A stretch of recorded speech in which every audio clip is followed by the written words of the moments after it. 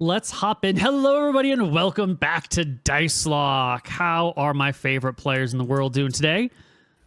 We're great. What are we doing today?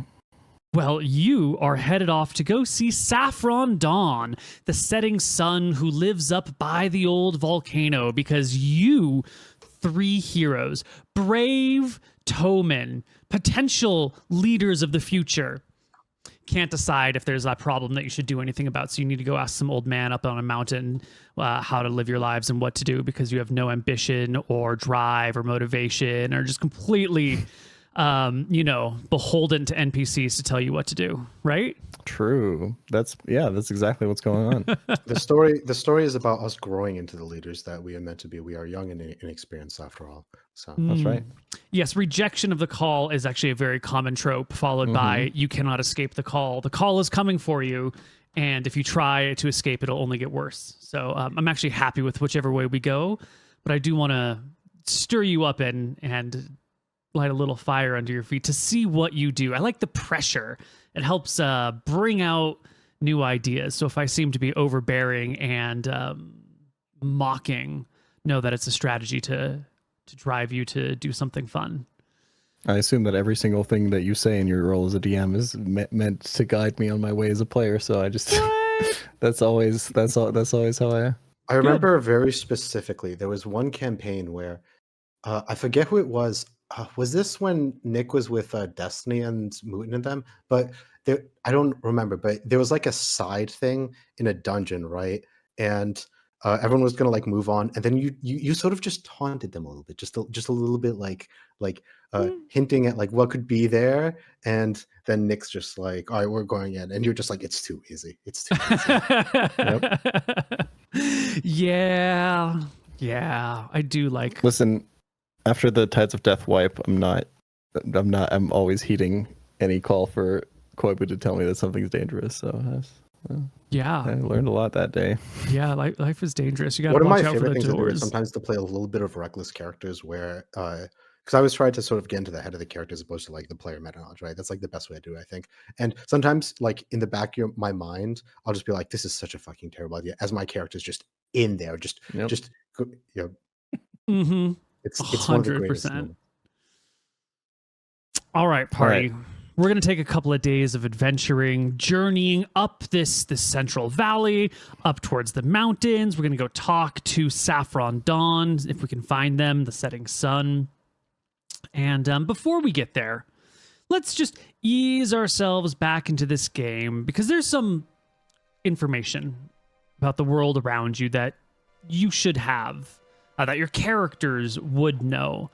But it's very hard to data dump to players and give them a full and complete picture of everything their characters would know. So today, my little data dump for you is going to be the sorts of things that exist in the wild around you. If you're worried about like random encounters, these are the sorts of things with your long lives and long history here that you would know exists.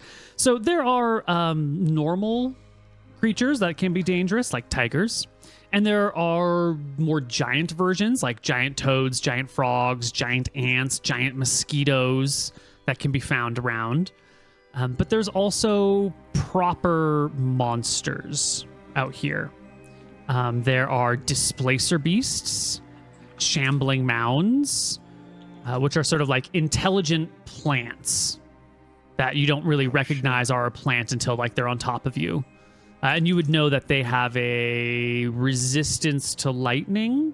Not that a lot of you have lightning powers, but that would be something you would know growing up in this area, is that don't use lightning on the shambling mounds. It actually just makes them stronger. As a professional Pokemon players, we do in fact know that grass resists electric. So perfect. I am so glad that these two IPs overlap in this. Yes. Did I say blink tiger? There are blink tigers. They're just like regular tigers, except they have the ability to blink out of existence and reappear somewhere else. And they usually use it when hunting. So like they might chomp on prey and then blink with the prey somewhere else and then take their move action to keep moving. They can take things with it through the wormhole. Yeah. Shit. When they blink, it's any creature that they are currently grappling can be blinked with them, no saving throw. So do watch out for the blink tigers. Noted. What else do we have? We have music that's a little too loud. Treants, which are like intelligent trees, essentially. You would know them as Ents from Tolkien, but Ent is a copyrighted thing. And so when they made Dungeons and Dragons, they had to say Treant instead of Ent, like they had to say Halfling instead of Hobbit. Gotcha. We also have elementals, earth elementals, fire elementals, water elementals. They show up from time to time. And then we also have the fearsome and reclusive OZ, which is a strange beast that lives in the area. It is a two-headed, four-armed, but more like tentacle-armed, monkey-like creature, where each head is capable of taking an action separate from the body, and they cast spells. It is the closest thing to an apex predator in the area. There's only a few of them around, and they are fairly reclusive, preferring to stick to mountains. They're carnivorous. Actually, they're omnivorous, but they're happy to eat anything that comes into their path, and they do have dangerous spells. In times past, these OZs have sometimes been on your side. Like sometimes the interlopers, the songless, have run into OZs, and you'll find like an OZ snack where some songless have been ripped to shreds, and you're like, good job, OZ. And then other times, your people are pretty good at avoiding them and knowing just to leave them alone and keep them at a distance because they're really strong. But every now and then, they probably get one of your people. It's the way of nature, and they sort of sit at the top, even if they are very reclusive and there's not that many of them. Good thing we're not going to any mountains, right? Oh, well. Oh, wait. Yeah. So that's your little primer on what is around. So our party, on our way up to these mountains, what's going through your minds as you're approaching this big mountain over here, as you're approaching Saffron Dawn's home? Why don't we start with Moxi? What's going through your head? I'm still, really thinking about some of the conversations that were had last time, thinking about what's to come, what it all means. So just very kind of stoic and thoughtful in the moment as we approach, just really lost in my head. Okay. And tell us again where you keep your snake when you walk. Does it slither beside you? Does it sit on your shoulders? It usually, so it's not directly like on or with me, but whatever path we're traveling, it'll find kind of some sort of cover. So if there's any plants, bushes, trees, so kind of parallel to us, where, it's close enough, but can kind of almost scout in a way. Okay, perfect. And next up is Pichal. What is on your mind as you're approaching the mountain?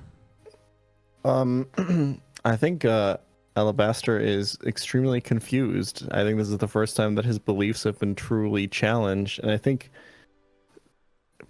for the most part, he's still hoping that like what he learned, what he thinks, how he thinks the world works is going to end up being correct and confirmed when they go there. But I think there's a sinking feeling of dread that it's probably not going to. That whatever they find there will confirm that he doesn't know anything about the world, that the things that he's been taught, the things he's grown up to learn are false. And KTZ, what is going through your mind?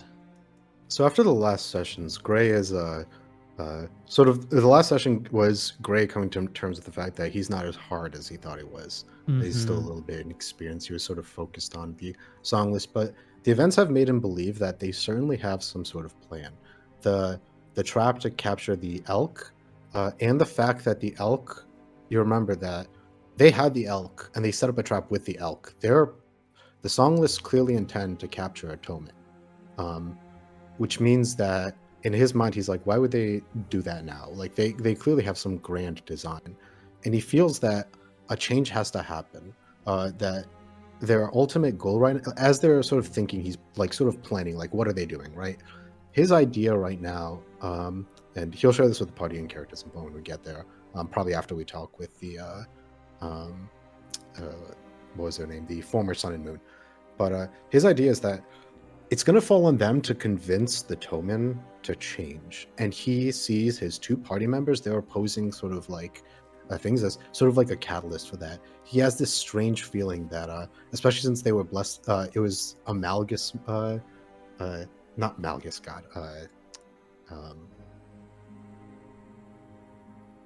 God, what was that god's name? Malchus? Malchus, yeah, not Malgus. I was like, but he, in his mind, there's something. He has this sort of like ephemeral feeling that there's like some sort of change happening, and he thinks that his two party members are just going to be sort of the catalyst of that.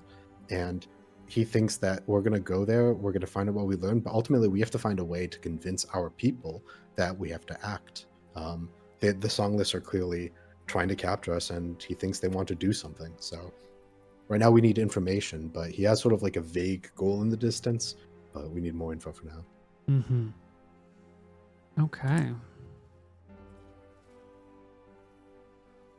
So we approach this mountain filled with paths that your people have long marked. You have ways of demonstrating that there's a path here. It's not like the modern ways that we mark trails where we could put like a sign in the ground that's laminated and we like clear cut the area and we put in little steps along the way. Not one of these nice trails. It's more, a branch will be bent to have a crook at an acute angle and then solidify in that position. That'll let you know you're kind of on a path. And there'll be like a very gentle trail that will appear here and there, but you can generally trust these trails to lead you through a relatively safe and easeful way through mountains. These paths crisscross all over in your area. If you ever need to get from one side of a mountain range to another side of the mountain range, that's generally something that you can do without too much trouble. There might be a few spots here and there where there's not like a clear path. Like maybe if you're looking at the map, where's a good spot? Like over here, through this mountain area, you wouldn't cross here. You might cross here or here. So you know how to get basically over any mountain range, but there's not going to be a path in every single place. But where you're going right now, there is a path that leads in between these mountains and up the backside until you can approach where the setting sun lives. And as you leave the gentle, verdant, peaceful fields with all the ox toemen and their little adobe mud brick houses with straw roofs and head off into the thicker forest and up towards the mountains, you just know it could be a dangerous day. So why don't we have one of our lovely players roll us an encounter check? It's going to be a 2d10, and by our chat logs, I see that Moxi is the person who hasn't rolled most recently.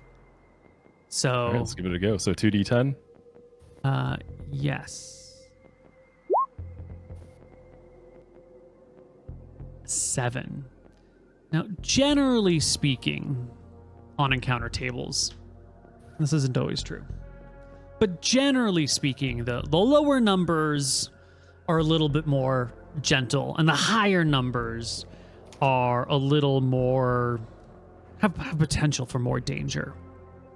But also down here at the bottom end of our numbers, we have some non-creature encounters, and a 7 is what's the right word for this? And if something's going to happen as you start to climb this mountain. The path is well marked for Tomen, completely invisible to the rest of us. And it's not reinforced. It's a natural path along a semi-active volcano with lots of erosion, lots of rainfall, lots of roots, lots of creatures. And one section on this path in particular is near to collapse. And as our party crosses it, one of you is going to set off this area of delicacy. It's not going to be the hawk, who can fly. It's not going to be the snake, who doesn't weigh enough for anyone to care about. It very well may be the elk. Who are you? Are you riding the elk, Alabaster, or are you walking? Yeah. Oh yeah. Okay. It's a show of power. It is. I would like everyone in the party to roll me a d20, except for Peachow, who I want to roll a 2d20. Highest roll takes the event. Oh, Yeah. dude, what the Yeah. fuck? Alabaster. Oh, buddy. You're on your elk. You're going around the mountain. The little trail kind of gets close to the edge. And before you can feel your elk begin to drop beneath you, you feel its heart begin to race because it knows danger is afoot. And since you're riding on the elk, your elk is going to need to make us a dexterity saving throw, which is so unfortunate because your elk is not trained in dexterity saving throws and it only has 10 dexterity. Oh shit. Okay, Just hold give on. me a moment to draw up my little handout over here. Oh, thank you very much. Go ahead and make me a dex saving throw off of your elk. You would just click its dex. 19 is a very good roll. The ground It is. crumbles beneath you, dripping away. But what's your elk's name again? Dom here. Dom here is fast, sure-footed, and quickly moves beyond the breaking ground with no problem whatsoever. But looking down, you see that it was a bit of a tumble. That was not a vertical slope, but it was a strong incline down to a creek below. It would have been many points of damage to go down there. But you're fine. Good job. The next day, because this day, traveling up the mountains is slow going. Then you got to stop and gather food. Totally fine. No need to make survival checks. This is your element. The next day, you're going to make it to the top of the mountain. You're not exactly 100% sure where this guy lives, but there's signs. Not labeled signs, but you'll find a fork, you'll find a crossroads, you'll wander around, you'll find him, no problem. But I'm going to need another encounter check. And this time from KTZ, 2d10, please.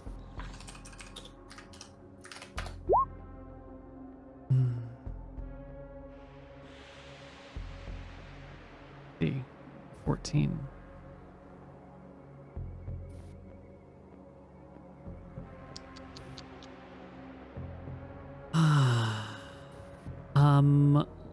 Who sits in the front of the party? Is that White of Alabaster? Probably, yeah. Yeah, I figure I think if he you're would naturally kind of fall. Yeah. Yeah. Gray usually sort of flanks and moves around, because Mithra is out and about, so he's on the side of the party and looping around usually. Yeah, can you just roll me a flat d20, KTZ? I'm not going to tell you why. 6, that is not a great roll. Okay, and then we're going to do one of these.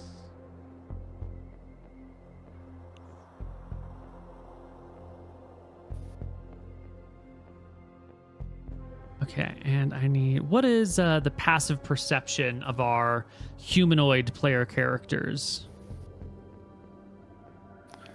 You can, if you scroll down on your character 14. sheet on the left side.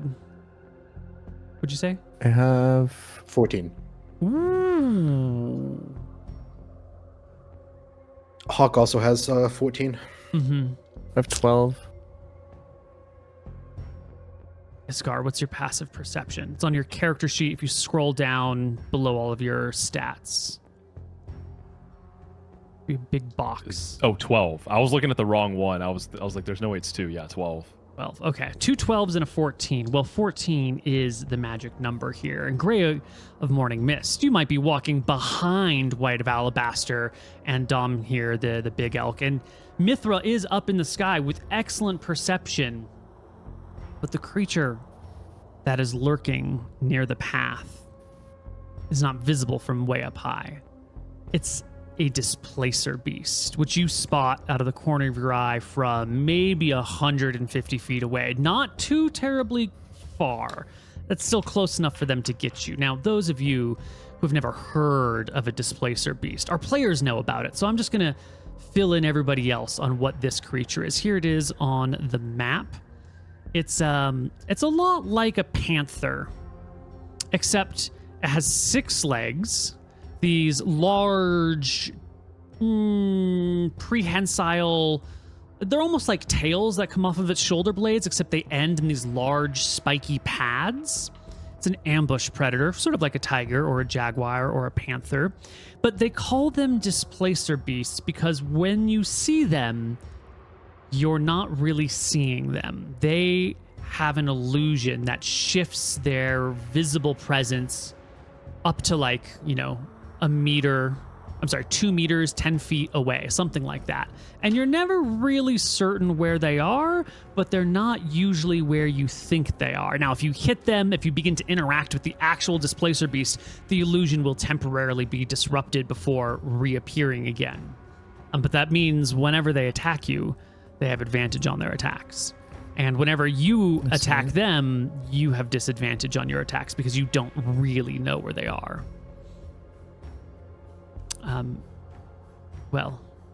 Gray of Morning Mist. When you spot the Displacer beast, an ambush predator, how do you feel about this? Do you think it would attack 3 Tomen on an elk? Probably doesn't see the snake or the hawk, right? Yeah. I think it absolutely would. As we discussed last session, we have these we're good at mimicking like bird calls and whatnot. Mm-hmm. And we probably we've established sort of like warning sounds. And if we're ever spread out, our idea is converge on the elk when someone hears something. So Gray will let out that very soft bird warning call to sort of everyone stop, converge at the elk, and he'll slink back and say, about 150 feet or meters? Feet. 150 feet away, there is a Displacer beast. Very dangerous. I suggest we circumvent it. I agree. Yeah. Yeah, there's no way we can fight this head on. They roughly have 90 hit points.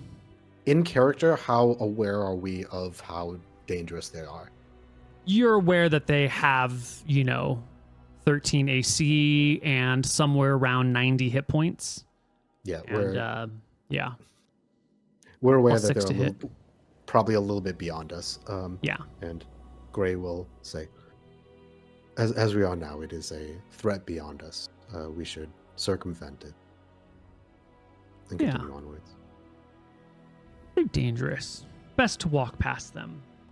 Unfortunately, as you walk around them, keeping great distance, being familiar with how to manage and avoid these sorts of things, you will lose sight of it for a minute, only for it to sort of reappear in an odd spot because, the Displacer beast is never where you think it is. And so there's a moment where it's on a rock looking in your direction. The real beast must be, in some grasses or on a tree or somewhere, but its image has just projected itself onto this rock. And it seems to be following behind you. But you're headed to Saffron Dawn. Is Saffron Dawn someone you've never met and don't know? Do you think that they would be a safe place to hide from this Displacer beast? Or do you think you would be endangering them if you lured the Displacer beast towards them? Grant, knowing that you don't really know anything about this person. They're before your time. I think Gray's logic is that if they live out here in these mountains, they are well aware of the dangers that are here. If someone lives in a area very secluded from Tomen that these sort of predators are around, they probably have they've chosen to be here. They know what it is. They're probably safer than we are. So yeah, I almost wonder even if because of them being in a pretty treacherous area with a volcano, pretty hard to navigate. To his point, they probably know about things like displacer beasts and other, dangerous creatures, and maybe it's even intentional. Maybe they think of those as like a natural deterrent because they want to be isolated because they're out here alone. Okay. Well, you can continue on the path, and sure enough, in just a few hours, with the displacer beast appearing behind you from time to time and disappearing from time to time, seemingly content to follow you, you come across a gentle little clearing that you typically have in front of inhabited caves. There's a little creek that comes out of the cave. There's a little, a small, like, ceremonial well that is built out in front of the cave. The creek would go through the well. This is one of these old cultural artifacts. One of these things that your people do, and it probably had some reason once upon a time, but has just remained with you, like how you say bless you or gesundheit. We're not really trying to scare away evil spirits anymore. It's just a thing that we do. And building little decorative wells outside of caves or near sources of water or near sources of importance it's one of these things. And so here's this, some bricks piled up nice and neatly, some bent branches embedded themselves in these bricks that have been sealed with lime to kind of hold it all together. A little grass roof that has seen better days and probably needs replacing sits over the creek in the cave with the clearing before you, letting you know that this is someone's home. You've arrived. You expect at Saffron Dawn's home. Oh, shit. All right. This is it, my friends. Surely it'll all get clean. It'll all get cleared up now, and we can go back to normalcy. I don't think we will ever be returning to normalcy, White. At least This might be the start of a revolution. I hope not.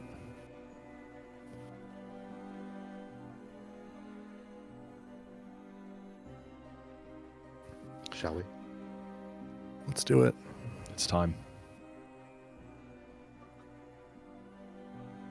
Do we... I guess we enter, huh?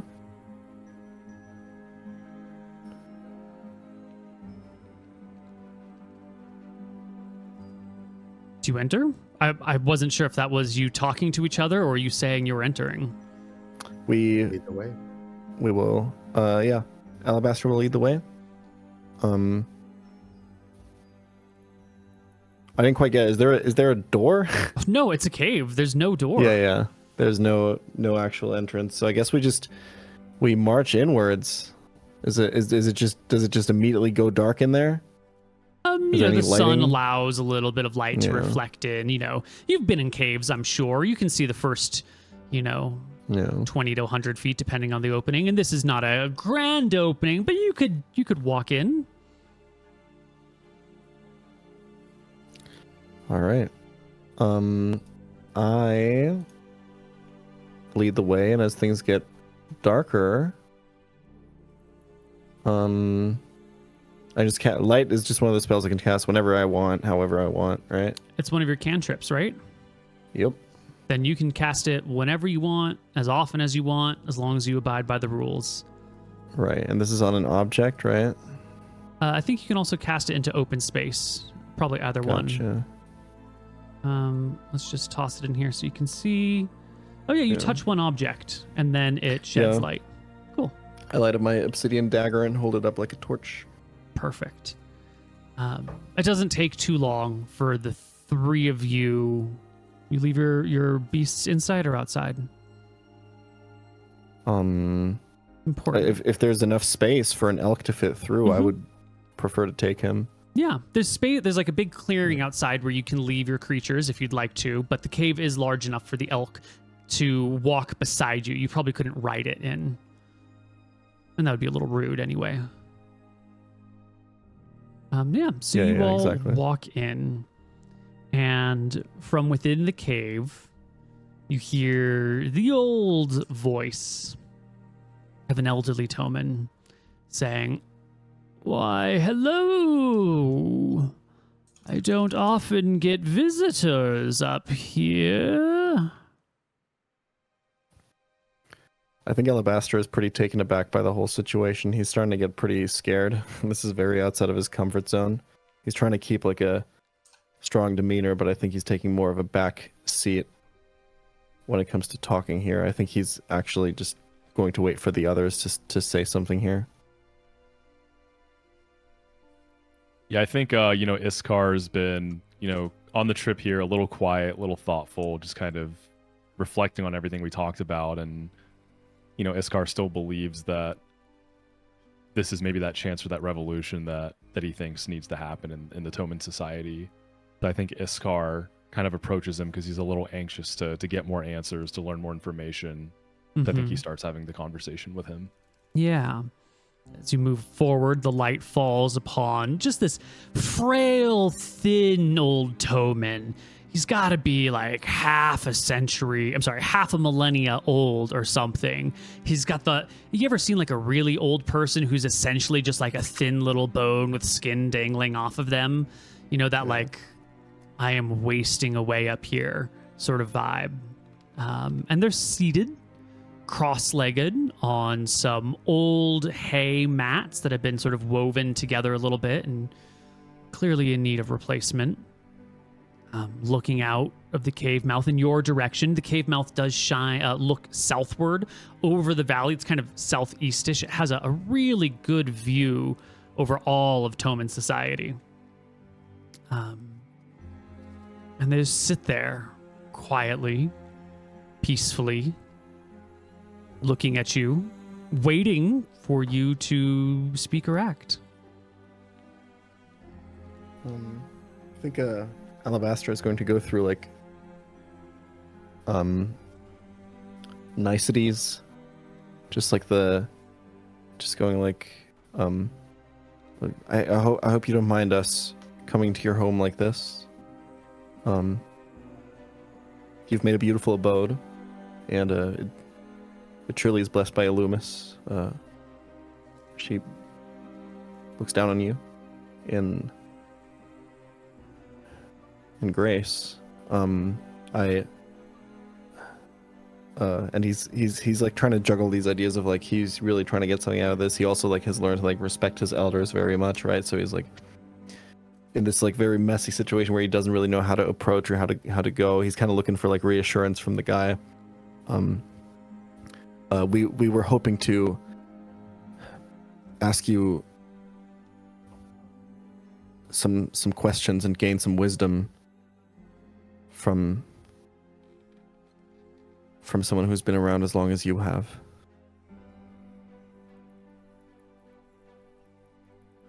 Most of our people would say that my days of advising are long behind me.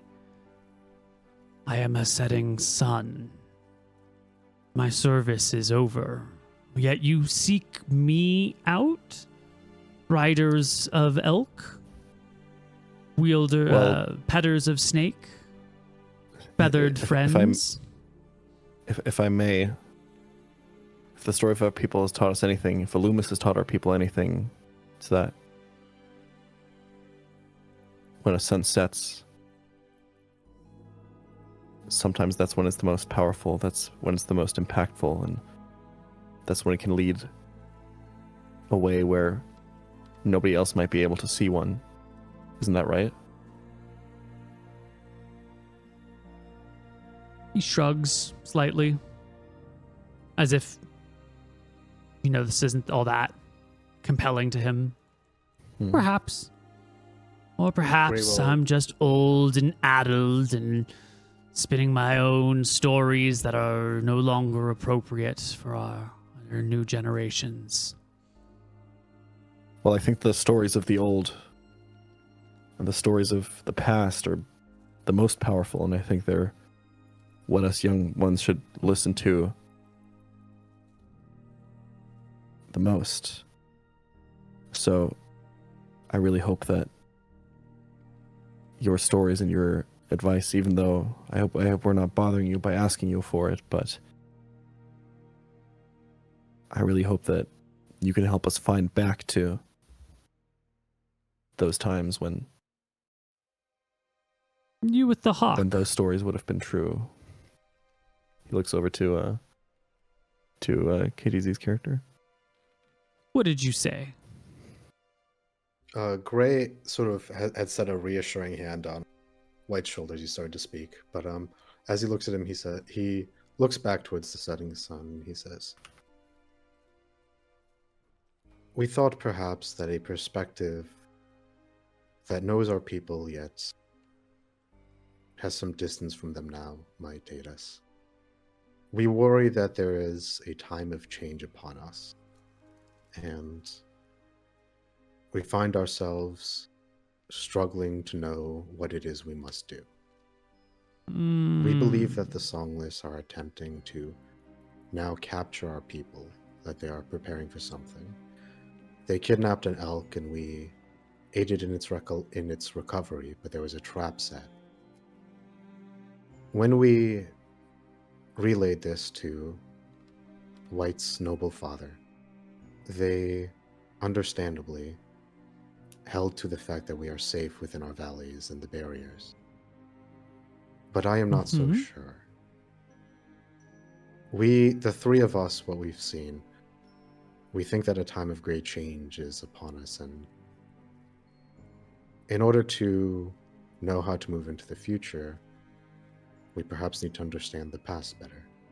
We came here to seek anything. We are young and inexperienced. And he will, at this point, he sort of like stops and realizes that he never even introduced himself. And he dips his head. Gray of Morning Mist. And this, gestures towards Moxi's character, Iskar. And I'm White of Alabaster. My father is White of Ivory. My mother is White of Pearl. And I am Iskar Green. And something has shaken us, and we need your help to understand. Has anything like this happened before? Of course.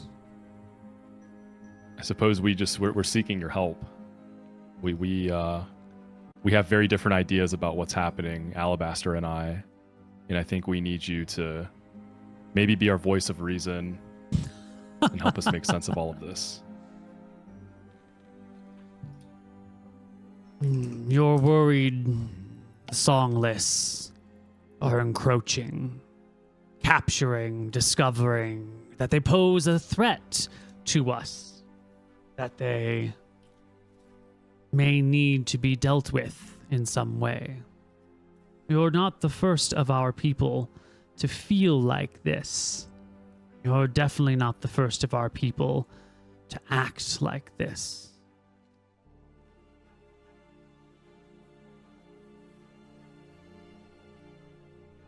How did you know about the Songless? He just told me. Oh no, sorry. I thought you were implying that maybe because he's kind of isolated off on his own, right? Mm-hmm. So I thought you were implying maybe that someone came, shortly before us with a similar worry. Yeah. Oh, no, you're the first to come and visit. But after all these years, I've learned to listen, and the prescient details make impressions. You wouldn't journey up here if it was just a question of what to name your child. It would take an existential threat to bring 3 young Tomen this way. I had a son once. He felt much the same way that you did. And it fulfilled, it consumed his life.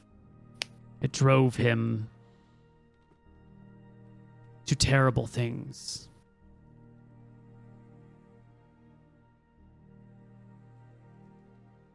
So ask your questions. No need to dilly-dally. I could die at any moment.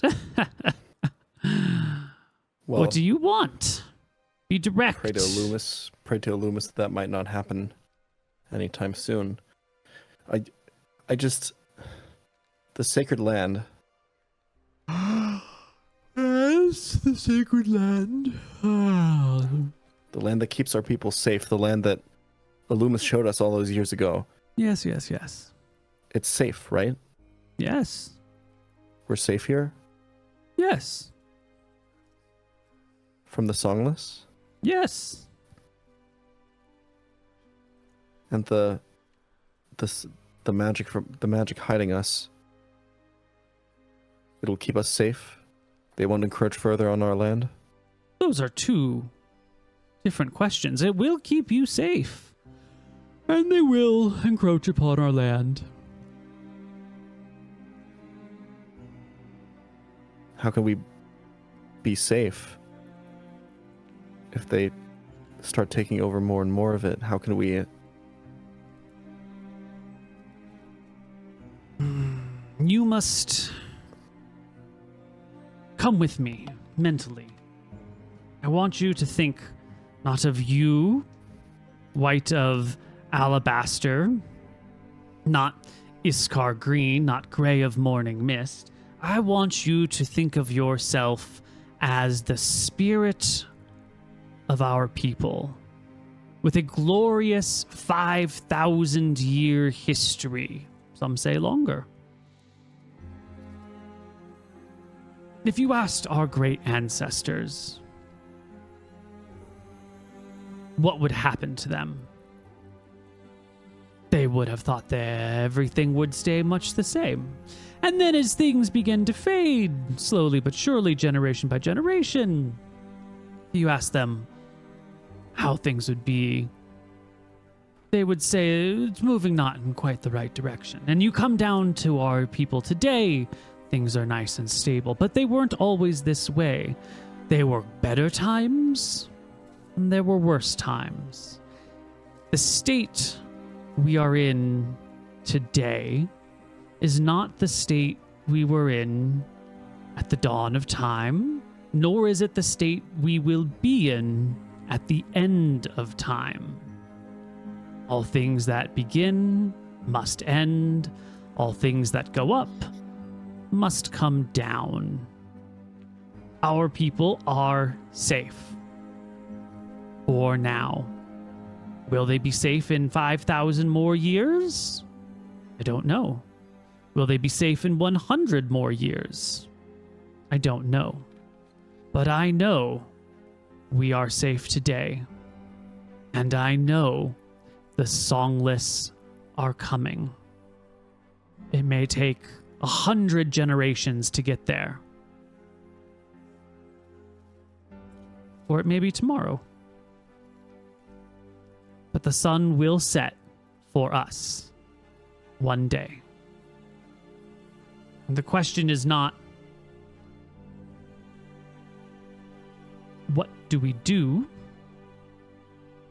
It's who do we want to be at the end? Do we want to be us? Do we want to be a kind and loving people for all of our days?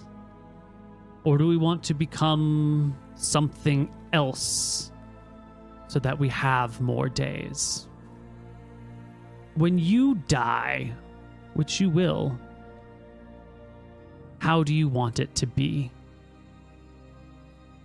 With a clean soul at the end of a sword point? Or with dirty hands peacefully in your bed? As he says that, Gray sort of looks down to his hands and shifts uncomfortably. Remember this from last episode, he's still washing them clean, or trying to, and he sort of unconsciously sort of just like rubs his hands like this as if he's washing them without even being aware of it.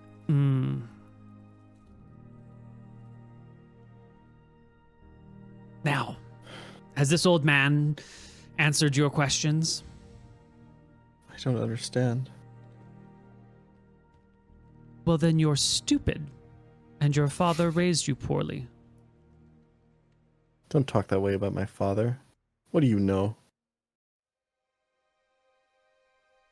I know that my son was stupid. I know that my son let his heart get the better of him, that he left the old ways and pursued a course of vengeance and terror. Your son, is he bonded to a... what sort of snake did the old man have that I knew of? Cottonmouth. Was your son bonded with a cottonmouth? Constrictors. Venomous snakes. He had many, many bonds. Many, many years. You asked me how I want to die. How I want to have lived my life when I do. I want to know that, just like my father did, I did everything in my power to protect my people and keep them safe. Keep them where they belong. Yes, but what are your people, young man? Are they the physical body, or are they the spirit and culture and society and way of life?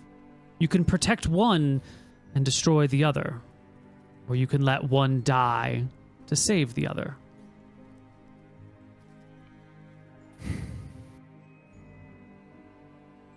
This is a concept that Alabaster has never wrestled with before.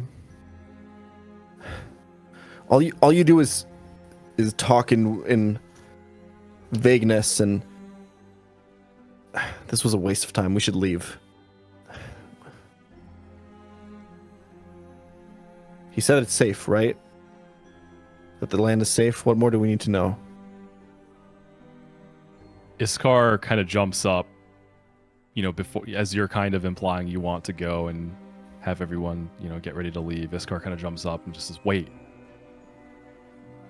It doesn't seem like we're safe. Why are the Songless moving like they are right now? It feels like something big is going to happen. And you said it yourself that one day the sun will set on the Toman people. You never said when.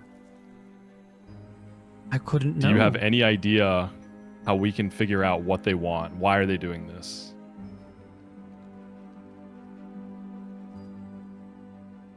It's hard to understand the mentality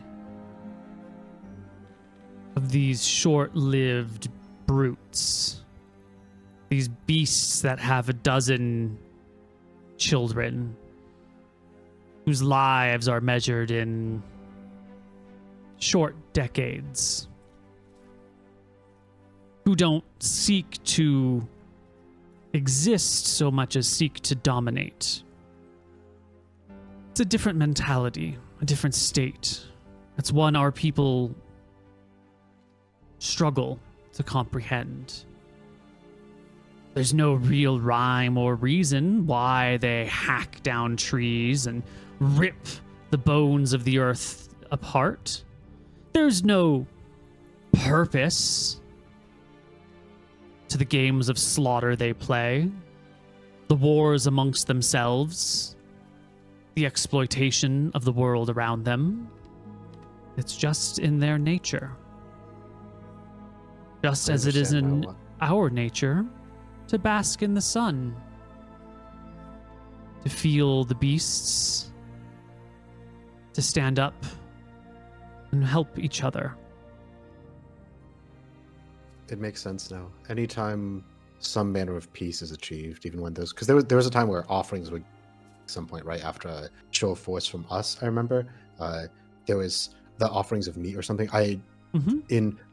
So anytime a peace is brokered, while the Toman who have forged that peace might still be around, it might be a generation or two.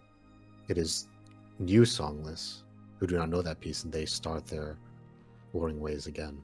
The old man bobs his head affirmingly. Yes, whatever deals, whatever honors, whatever lessons they are taught, they forget immediately. They're simple creatures of greed who can never be satiated. But we have held them at bay for a long time. But we won't do it forever. I disagree. I think our people are stronger than those. They're the songless. They're not. They don't possess the same soul, the same power, the same. They're empty shells, if anything. Why wouldn't we always overcome them? Why wouldn't we always overpower them? For every Toman, there are 1,000 songless.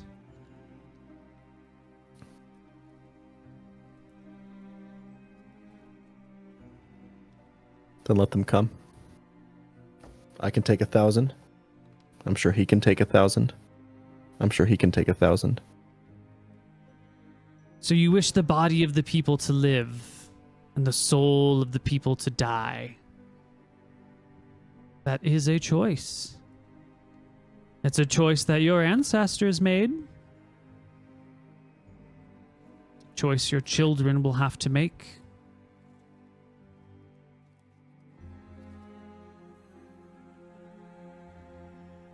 This was a waste of time, my friends. Well, you shouldn't be seeking out dying old men on mountaintops who just wish to be left alone. I look to Gray as Alabaster does a thing where like he turns around and like postures like he's going to leave, but he's like looking around, you know, how people react to him trying to leave. I'm so glad you said that. Because when you turn around, you see the Displacer beast at the back of the cave, the mouth of the cave, peering around the corner, like paws close to the ground, just like a cat's, staring at you from right around the corner.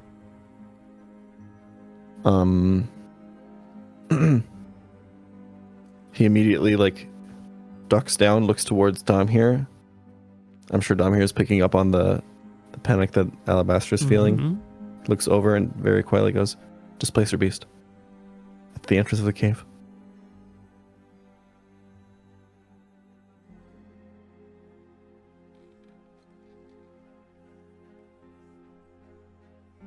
Does my party react? Gray sort of does the so imagine you're turning around. Gray sort of like follows your eyes and then takes sort of like a step back and just sort of watches for a moment. He looks towards to see the reaction of our host upon seeing this. You know, he's an old man. His eyes have cataracts on them. He might not be able to see it. He doesn't appear to notice it or acknowledge it in any way, shape, or form. But like, you know, old man, end of his days, probably can't walk very well. Eyes might not be very good. This is a trap? Yeah, Iskar kind of looks at the old man almost a little suspicious even when you know, at the thought of this possibly being some sort of trap. And then he looks to both the party members, you know, making eye contact, almost kind of implying we have nowhere to go, we have to stand our ground. It's not it hasn't attacked. It's like it's just peering at us, right? Just like looking curiously. And Just it like a followed cat, us. yeah. Yeah, it followed us for hours, you said, right? Yeah, probably like an hour-ish. Yeah.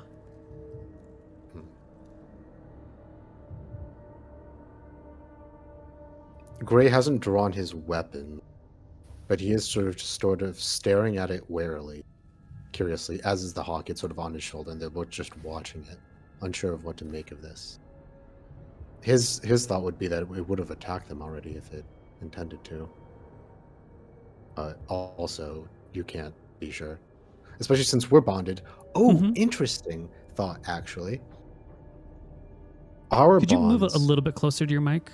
Oh yeah, sorry. Our bonds sort of dampen our empathy, but the sun and moons are unbonded, right? Correct. Gray will turn towards the old man. He will say, "This displacer beast has followed us without attacking for hours. Can you glean its intentions?" Brindy! Come here, Brindy! He calls out.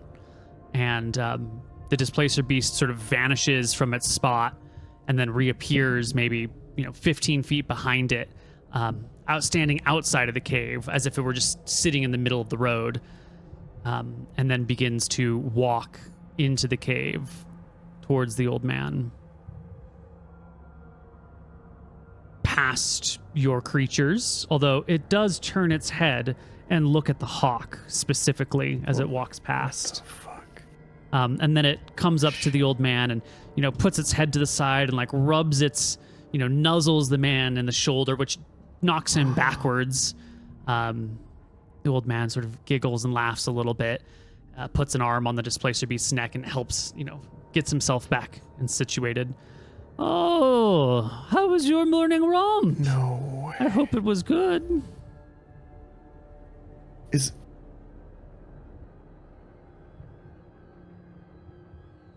I look at Gray.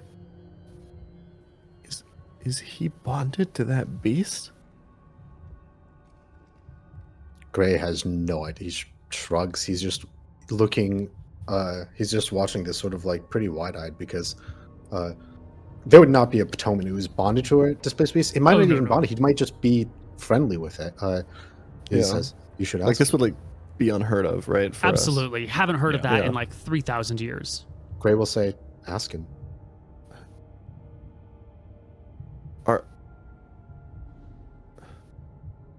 Saffron Dawn. Are you bonded to this displacer beast? Of course not. Don't be silly. We're friends. Brindy brings me my lunch. You've tamed a displacer beast? Oh, I would not say that. This is not a tame creature by any stretch. But we are friends. She didn't give you any trouble on the way in, did she? She's a little bitey. How did you meet? How did you befriend this beast? That really what you came here to ask about? Didn't you already get all your answers? Come on now, children. Run along. You've got a world to destroy and another world to save. Fuck. Gray, I think Alabaster has to know.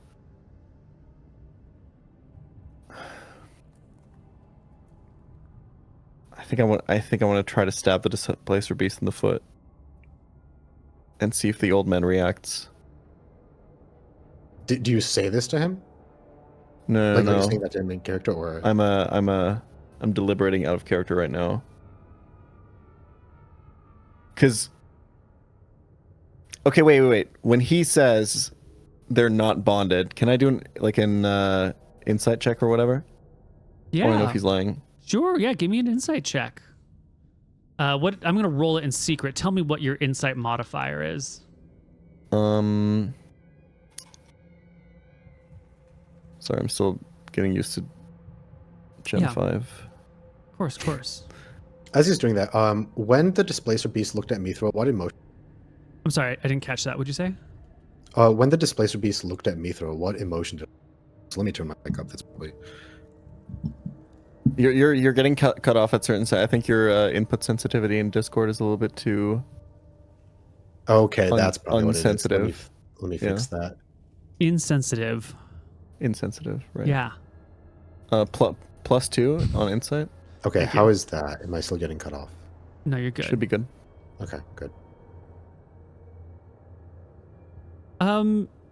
Oof. Well, you've got every reason in the world, it sounds like, to doubt this old man. But he said it effortlessly, like it was the truth. Then again, he's a crazy old man up in the mountains who's been around forever and never bonded with a beast. Like, maybe he's just a really good liar, but you feel fairly certain that he said it smoothly and easily, like it was second nature, like he didn't have to think or lie. Maybe it's a common lie he tells everyone, but it's probably trustworthy. From Alabaster's point of view and from what he knows about Displacer beasts, does he feel like this thing could absolutely like wipe us all out here? Like, is this a type of situation where, like, you know, I've heard of 3 Tomen taking this thing down before, or is it like if you see this thing, you're fucked? You know, it really depends on the level of the characters and everything, because there are some, you know, hardened warrior Tomen who could probably take a Right. Displacer beast. Right. But you are aware that they can do 10 damage in a single hit, and they get 2 attacks per round at, you know. Yeah. Okay, yeah. So Alabaster's aware that this is like not a creature that you should take head on unless you're an extremely experienced warrior, basically. Yeah, it's a very dangerous creature. Okay. I'm trying to think.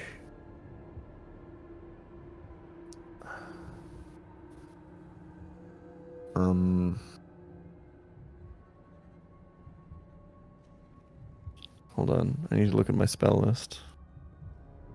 Here's my logic. I feel like I just want to do something that creates some sort of feeling, maybe not within the beast, but within the old. Yeah, some sort of reaction. But if I cast a spell, there's no, because it's got verbal component and stuff. So the old man would definitely know that I'm casting a spell, right? Totally, yeah. Yeah. Well, he's got like cataracts in his eyes, and It's true. You know? His hearing might not be very good. He might not quite realize what's going down. well, because what I'm thinking is, if you were like full HP and I cast a healing spell on you, would that feel like nice, refreshing, relaxing? Is there anything like? Yeah, I mean, we all have little aches and pains, and Yeah, right. There's Especially always this little. guy's like 1,000 years old. Yeah. Of course, this has got to like at least temporarily dull his arthritis or something. Okay.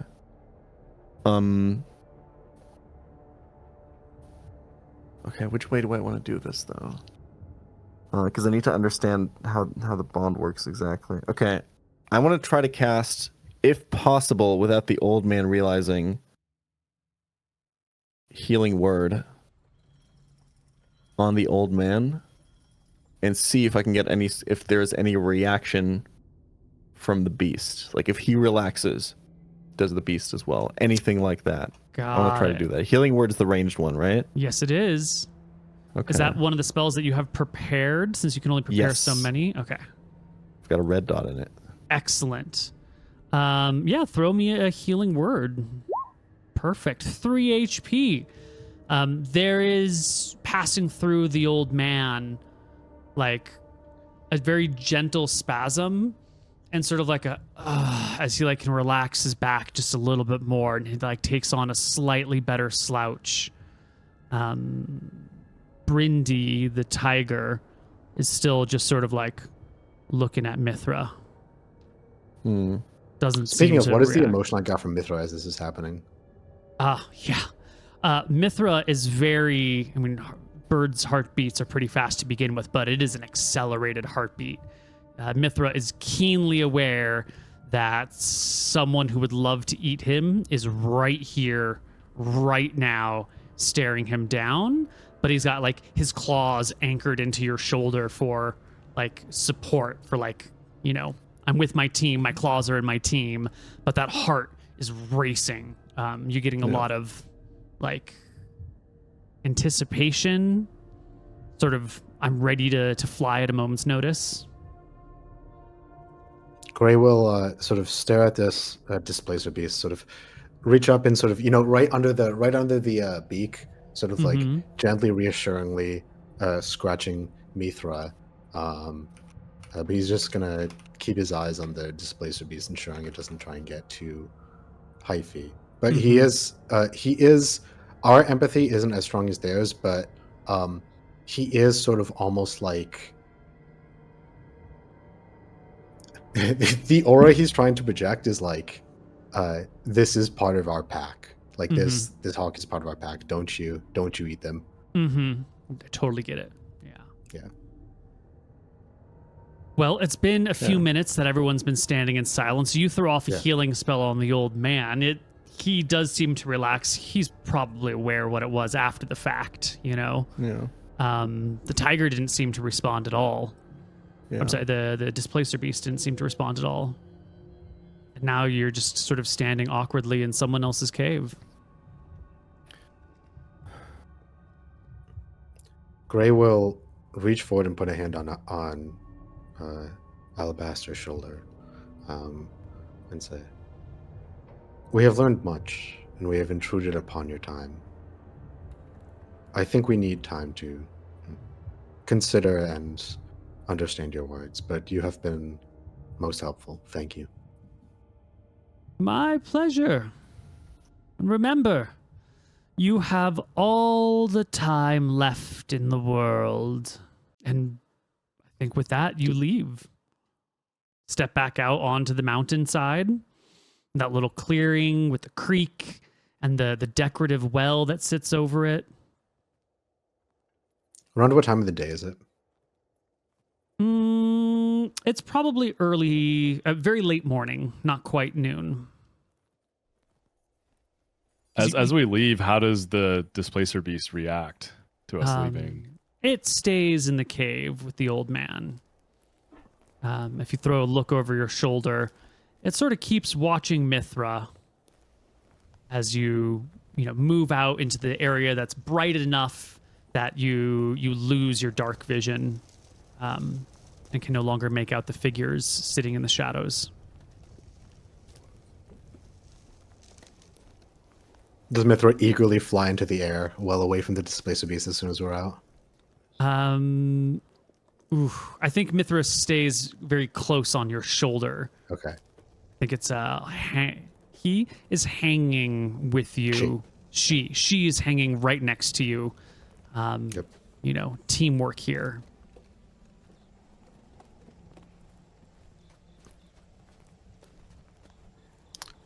I believe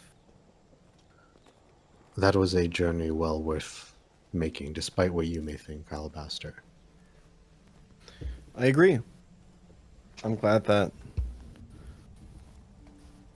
I could be reassured in my beliefs. Are you? You don't really believe what that old man was saying about how we're killing our culture, about how just because we're surviving, we're not really surviving. I mean, that man held a Displacer beast as a pet. Iskar looks over to Alabaster, kind of cutting in, and says, "How can you feel reassured right now? It's clear to me he was hinting that we're not going to be safe much longer. He didn't want to say it directly for whatever reason." And Iskar kind of looks over to Gray, kind of the look on his face, almost hoping that Gray will kind of jump in and maybe support the statement he's trying to make. What I learned from this is they are a greater force, and conflict is inevitable. It seemed to me as if he was posing the question of who do we want to be, who are our people? And as a general question, that's not a question we can answer for every Toman. We can only answer it for ourselves. Our people need to make this decision, but it needs to be a choice. I think the way we might best aid our people now is allowing them the information to have that choice. We need to understand just how much of a threat the Songless are.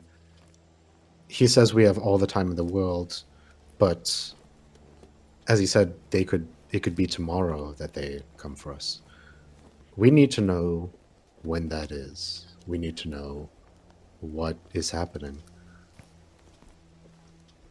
I am not one to decide whether we should fight or hide, but I do know that I wouldn't want someone to make that decision for me.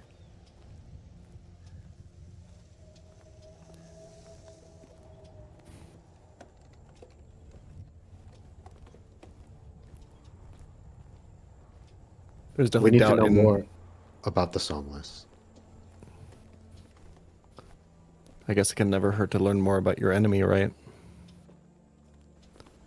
When we defend our land against them, the more we know, the better. I just don't know if we should keep going on reckless missions outside the borders over and over again. Do they need to be reckless? Another question I have is something the other old man, who we suspect is his son, mentioned is how we were once bonded with great beasts. If it comes time to, if we as a people do decide that we want to fight, we will need everything that is available to us. He showed that one can befriend a displacer beast even without bonding to them. As you said, our greatest strength over the songless is our tie to the world. We don't need to we don't need to fight them alone. We can fight them with the world. So, if I'm looking forward, we need to know more about the songless, and we need to prepare ourselves for a confrontation for them. That might mean looking at ways we can join more closely with the world as he did with the Displacer Beast. Those are my thoughts.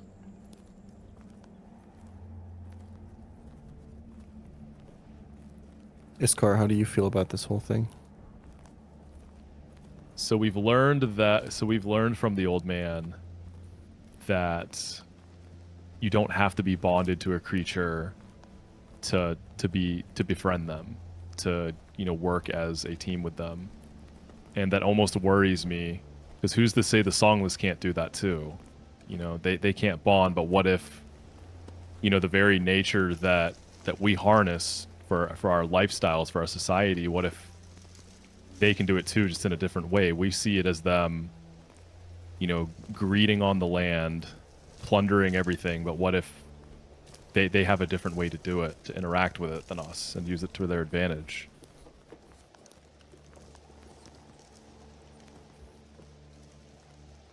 I agree. It's good to know. It's good to know that maybe the Displacer Beast can be on our side when we defend. Which do you think should be our focus? If we had to choose, and we do not have a immediate goal, but let's say we had the opportunity to present itself. Do we learn more about our own bonds, our own history, the world around us, and how to become stronger with that world? Or do we go and learn more about the songless now? To what should we direct our immediate attention? Investigating our history or investigating the present world around us? Seems like the songless are a more immediate threat at the moment. We still don't really know what happened. We still don't really know. I agree. I think we have to focus on the songless. I don't think we have much time. I think we have to move quickly. What if they strike again? They may could see have us in the right time now as being in a weakened state. I think they may even see us as vulnerable. They could have in the time we're gone. Because it was a few days to travel up here, right? Yeah, it's been a few days. Perhaps we should begin our journey back. There may be more information, and it is time to consider what we've thought. Before you left last session, that other crazy old man, Venom Violet was his name, he said that you should go to the end of this mountain chain and see. He made it sound like there was some sort of evidence of the songless's encroachment, that there was something over here that they had taken or destroyed some sort of anchor point. Right. Yes. Is that I see that. is that on the table still, or is that a lesser priority now? Which you are always welcome to change your priorities, but I just want to remind it to you because your characters would remember, but the players haven't seen each other in like 4 weeks. I'm realizing what this Right. note I had was about anchor point, which I just like hastily wrote. But Gray will say, I think considering what we learned here, investigating that point is, as you said, the most pressing concern. You may think that old man mad, but it would be an odd thing to mention for no reason at all. It's worth investigating. Yeah, I think the old man almost wanted us to.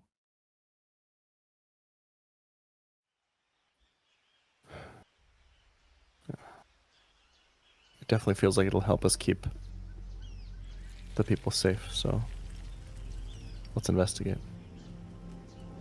Okay. It'll take you probably 3 days to get there, maybe even 4. The most direct, easiest, generally considered most protected from the songless point of view would be to take the mountain road path and just take, whatever little paths along the mountain top that you can make. However, going along the mountain is where the bigger natural predators, like that's where the OZs sometimes are found. I don't know how you want to play the safety game. Do you want to move as quickly as possible? Do you want to avoid the songless as much as possible? Do you want to avoid like the natural monsters of the area as much as possible? What's your priority when traveling?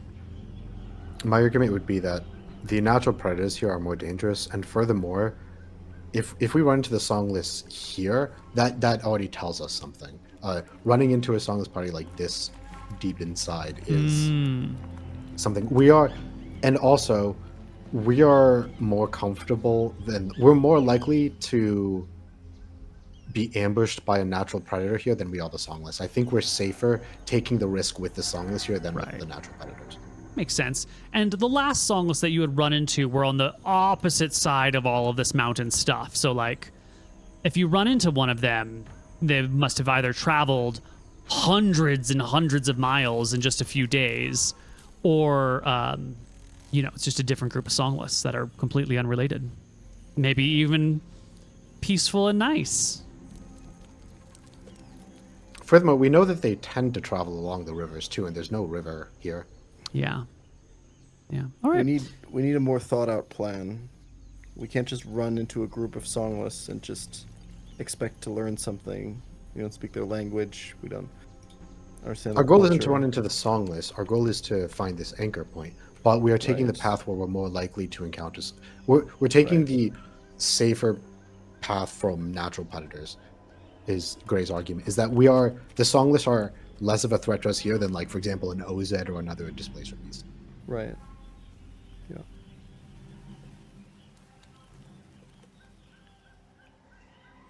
Yeah, taking this type of path, I think, makes the most sense because it also, we can deal with the songless. We've done it before, and this is faster too. Because I think we have to focus on speed, because I just don't think we have much time. Perfect. Then off we go. And as you walk, the whole party together, Mithra scouting out ahead to let you know if there's anything super sketchy. You can talk about your plans of what you might want to do if you encounter them. And I'm sure there's a lot of conversations to be had. It's going to be 3 days of journeying. So I'm just going to roll a couple of encounter checks real quick here to see what we run into. Remind me, so I have so I flesh out this note here. The old man told us that there's evidence of the songless here. What exactly are we going towards? Like, as far as we know. Yeah, he said there was an old anchor point that doesn't exist anymore near the edge of these mountains. Now, this map that we're looking at, these orange dots are generally considered our anchor points. And And we're not really sure exactly what they are or how they function. They're like large stones with carvings and like a whole bunch of ceremonial magical shit from, you know, your friends thousands of years ago. And you have no idea how it functions or how it works, but you know that they're important to maintaining the perception filter that fits over everything. And these blue markers are, I have it written down somewhere, but I've forgotten their name right now. They are a different sort of, anchor point's not the right word. I'll go find the name. But they're a different section of the magical web that keeps you safe. It's the old... From our friends, the Scrags. That is a slanderous and defamatory word, sir. How dare you? How dare you? So yeah, you're kind of just looking for a ruin, maybe, of an anchor point, and judging based on how the other ones are, it's probably on a prominent high mountaintop position with like sweeping views and a really good line of sight to everything around you. And usually, not always, but usually like at the end of a mountain range, you know, if you look at these, they're almost always at the very end. This one over here is oddly in the middle of a mountain range. So yeah, that's what you're looking for. All right. All right, party. We journey. We've been in for an hour and a half. Why don't we take a short break and come back on the other side with a little bit more Dicelocke. Okay, everybody, welcome back to Dicelocke. Our party has been traveling over the mountains and then down along the gentle walking area, away from where all the scary things might be. And, yeah, having some thoughts about these damn songless, you know? And wondering when the song of your people will end. I imagine the zoom out that the old man on the mountain gave was disturbing. The idea that, like, you're all going to die and your entire people will end one day. That's not a comfortable thought to be sitting with, especially from a revered elder. Yeah. But we don't really have time for that. Because you have passive perceptions of 14, 7, and 7. And those ain't great passive perceptions, my friends. I mean, they're fine. They're great. But when your enemy's hide check is a 32... Wait, no, sorry, a 23... well, it don't really matter, does it?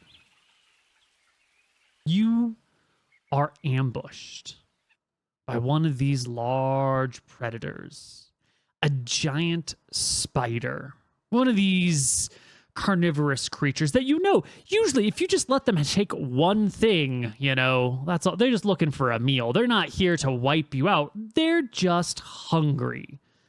And God, these giant spiders, you know, they really like to sit and wait. They're clever, you know.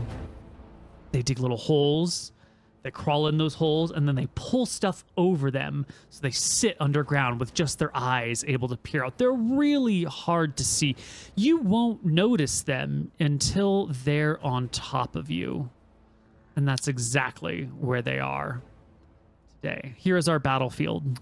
We have in the front Alabaster of White riding on Damir. Not to be confused with Dahmer, the cannibal, although I like to think of it. Right. Mithra. Similar spelling, yeah. Yeah. Mithra, looking out for creatures, but God's darn spider with their 23 on their hide check, even Mithra's keen eyes this time. One of these creatures you'll spot. It's been a string of bad luck. And, of course, we have our snake over here, Hethys, hanging out with Iskar Green. The monster automatically gets to go first.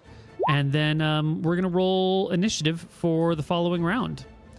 So, leaping out from its hiding place, our hungry spider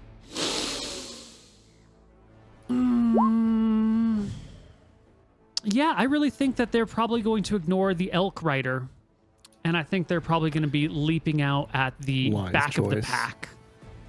So as the party gets to about here-ish and is proceeding down this path, and Mithra might be, moved over to the next rock up or something, coming from the back towards, who is this back here? I do believe this is Gray of Morning Mist. Goodbye, team. It's just a single giant spider. All right, advantage on the attack roll. I'm sorry, it has a webbed range attack. Excellent. Still advantage on the attack roll. Yes, it's not leaping; it's trying to unweb you. And with a natural 20, it is Oh my God. absolutely kind of lifting up its trap, tossing out a big old spider web. I'm very glad I went for the web to roll the natural 20. There's rather no than- damage here. Yeah. But this is supposed to show the text, and it didn't show the text, and that's fine. The target is restrained by webbing. As an action, the restrained target can make a DC 12 strength check, bursting the web on a success. The webbing can also be attacked and destroyed. It has 10 AC, 5 HP, vulnerability to damage, fire, immunity to bludgeoning, poison, and psychic, obviously. And so you are restrained. And I imagine you would let out some sounds. Mithra absolutely lets out this like ear-splitting shriek that everyone would instantly recognize as the like, my compatriot is in danger. And we roll initiative. White of Alabaster, Grave Morning Mist. Can I get an Iskar Green rolling initiative button in the upper left-hand corner when you click on your token? Why, White of Alabaster, do you roll so well? I really wanted the spider to go first. Well, tough luck. All right. Oh, hold on. We need Iskar Green. Right. Yeah, I'm not seeing the initiative button. Just roll me a flat d20. There we go. 15. You got 14 dex. That's going to be a 17.14. You are actually going to go first, Iskar. It's just one giant spider, right? I think I can take my chances at attacking.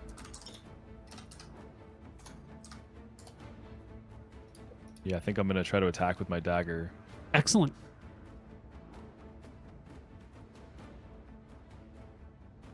And you also have your monk ability, so when you attack with a dagger, you get to make a second attack as a bonus action, I believe.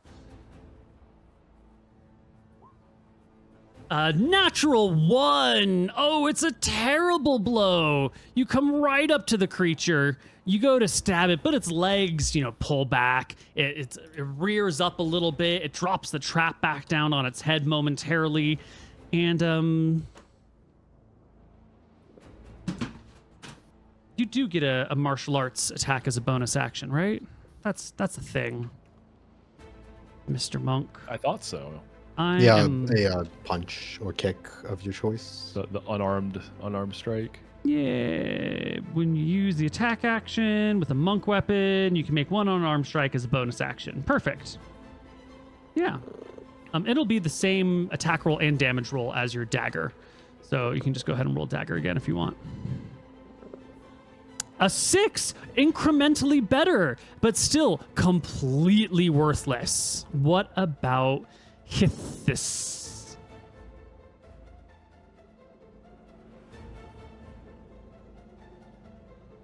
What's I Hithis? almost want to test the waters a little bit, right? So I'm gonna go for the bite, and there is the poison damage, but I do wonder, with this being a spider, if there's some kind of maybe immunity, resistance. 15 is, I do believe, a hit. Yes, it is. The snake, even when the little trap is pulled down, the snake has no problem like getting in between that. It's a small creature. It fits well into the little spider thing. Gets up, bites it right on the face. If you click the text in the chat where it says attack, it'll roll the damage and all the other fun things for your snake. 1 + 8 poison damage if it fails a DC 10 con save. Half of the 8 if it passes. And our creature's con save is not great. It rolls a 4, so it'll take a total of 9 points of damage and be badly wounded, leaving us with White of Alabaster. All right. First of all, Dom here can take the. Okay, wait. Hold on, I have to do some measuring. Oh, hell yeah.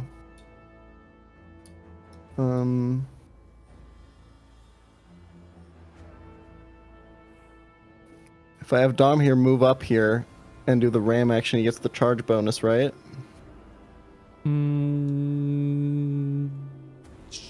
If it moves 20 feet straight forward, hits with the ram attack, it'll take an extra 2d6 damage. Yeah. So if you got 20 feet and you can ram... Well, looks like but I only have 30 feet of movement, right? Before I ram. No, your elk has got like 50 feet of movement. Oh, easy. Yeah. No, you're Down good. here. Fuck him up. He's Yeah. so he's running, he's charging up. And I imagine you're still on him as he's doing all this. Oh, fuck yes I am. Yeah. You Oh, that's ride broken. the elk into battle. Wait, I can ride on him, do my 50 feet of movement on him, and then I have my own movement after that as well, right? Yes.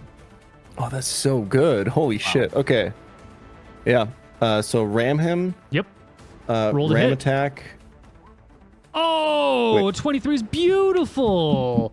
Great damage. Roll that damage. Look another 8 bludgeoning. points.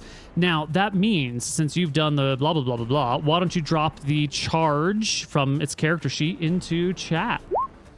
You will do an extra 6 damage, Whoa. which actually is lethal. Wow. Holy. Wow. That was really This- good. I just did 14 damage. Mm-hmm. And that was before I could even cast a spell or anything. God damn, my character's broken. Okay. Yeah, I thought Emphasizing the my power extra of monk beast attack of was Rust. crazy, but Yeah. shit. Yeah. Well, as you stand there, victorious over the dead giant spider, the next spider, because they don't always hunt alone, digs itself out of its little pit and leaps across the terrain. Yeah, let him come. Let him come. That's okay. I still got my stuff. Yeah. Oh no, that your turn ended, buddy. This is this is the next turn. Oh, okay. Yeah. Sure. Whatever. Yeah. Sorry. And it will roll. You are restrained, so it still has advantage against you. Well, look at that. Yep. 3 and a 17. 17 plus 5 is pretty good. You will take 5 bite damage and make me a Constitution saving throw against poison. Okay. That is a success. You take poison damage on a failed or half as much on a success. All right, so you're just going to take half of this.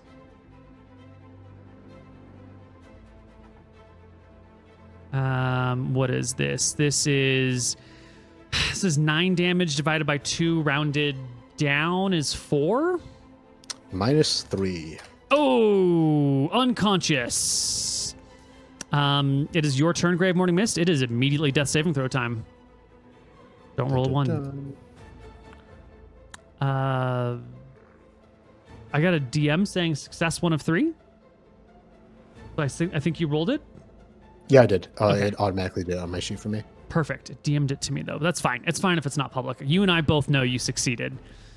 Oh, that's my all that matters. one second. My rolls are default setting to just whisper to you for some reason right now. Let me fix that. Nice. Okay.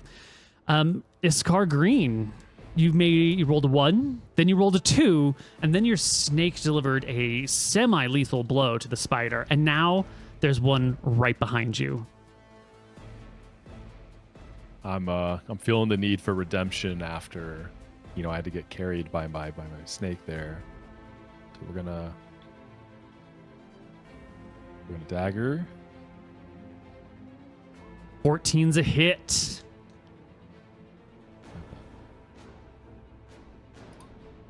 A 17 will be a hit with your monk strike. Why don't you roll me damage on both of those? Just with the little text in the chat. If you mouse over dagger. 6, and the second one for the unarmed strike.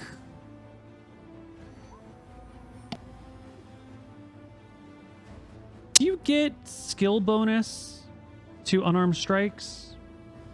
That's not a I've flat actually checked D4. something. There's a chance I actually just died.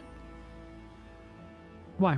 I'm trying to remember the 5e rules on overflow damage. It has to get to your negative max HP. Is it negative max HP or half of negative HP? No, it's negative max HP in a single blow. Okay, I'm good then. I'm good Yeah. then. Never mind. Your max is 8, right? You would have had to be brought to -8. No, my max is 6, and the bite damage took me down to 1. So if I had failed that save, I would have instantly died. Yeah, that actually sounds about right. Yeah. Okay. I'm glad you didn't. It would have been fun to do this campaign with 2 people, but I think it's more fun with 3. That's true. 12 damage. I'm pretty certain you get... You use your damage strength. You roll a d4, unarmed strike. You're proficient with unarmed strikes. Yeah, I'm pretty certain you get your damage bonus to it. We'll leave it as that for now. I'll check it later. Excellent blows. Yeah, perfect. 12 to the spider. And your snake. Your snaky snake. What's it up to? Is it going to stay in combat? Is that too dangerous? One of your friends is almost dead. What are you going to do about it? I wonder if I can have the snake try to find. So, we thought there was one spider and then another came out. So I'm kind of wondering if there's even more. I wonder if the snake can maybe try to seek out others. So the snake would be making a perception check in order to try and find them. So that would just be if you click on your snake and you click why is it passive perception 10? It should have passive perception 11 because it's got high wisdom. So just make me a wisdom check off your snake as it searches. 14. There are no creatures hiding with a stealth of 14 or less in the nearby area. You're good. White of Alabaster. You can't charge this time, buddy. Yeah, that's okay. Before Dom here makes his move, Alabaster is going to hop off of Dom here, head towards Gray, and cast Spare the Dying. Excellent. That's a Instantly cantrip. stabilizing him. Perfect. We love it when our friends are stable. And when we were picking my spells, we were like, oh, I don't know if this is going to come up. And I was like, yeah, if it does come up, though. Okay. And now Dom here is going to ram. Wait, is he going to ram? 2d4 plus 3. Did we conclude that hooves is just bad and that I should always be ramming? No, I Was think that a thing that we hooves is said? better. Right. 2d4 plus 3. That's on average. How much damage? 8. 8. Yeah. And then 1d6 plus 3 is... Yeah, okay. 6.5. Yeah, it'll clop its hooves at the spider with a 19. Bam! The hooves drop down onto the creature. It takes 8 points of damage. The spider's exoskeleton is being crushed under the might of the elk's hooves. But that's it. It's the giant spider's turn. And it's going to take a withdrawal action, a disengage, as it drags our dearly beloved friend up and across the clearing, up the hill, and back down into that little pit that it jumped out of. It's got like a little hidey hole with all that debris over above it, and the debris is all bound together with webs, which makes it like a proper solid trap door. Does it have me grappled? Yeah, it jumped on you, knocked you unconscious. Since you're unconscious, I figure it can just grab you. You are the object item interaction for this round, and just drags you away. Gray of Morning Mist, you are stable. You may not make a death save. You have no actions, but you can control. You can control. 1 second. Sorry.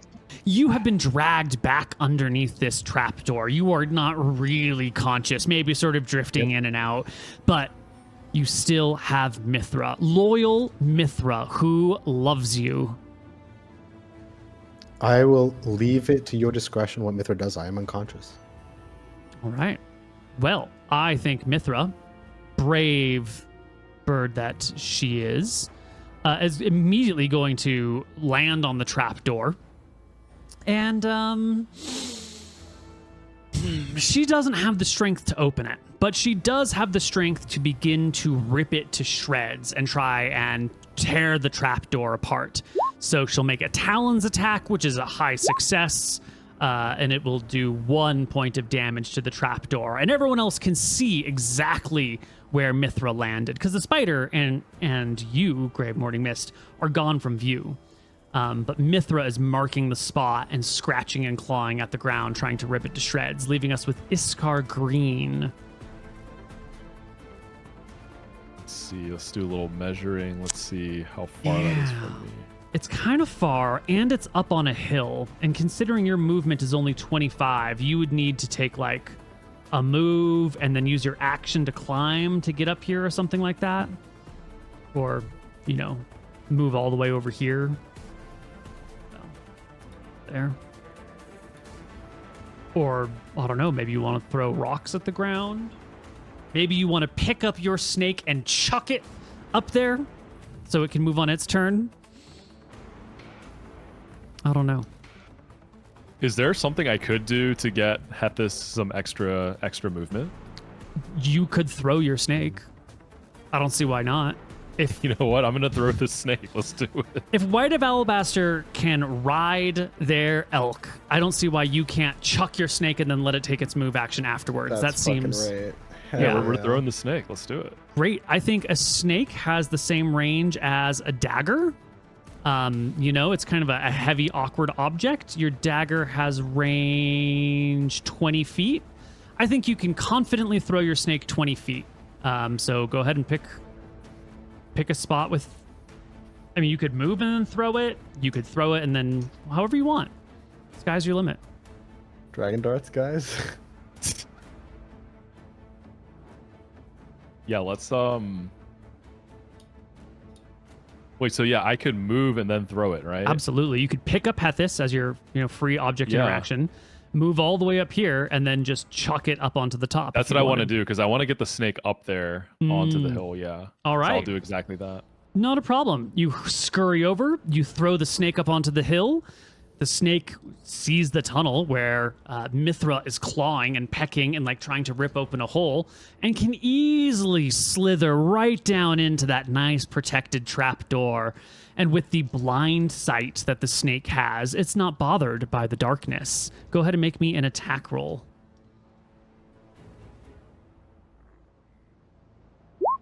"15's a beautiful strike. Roll me damage."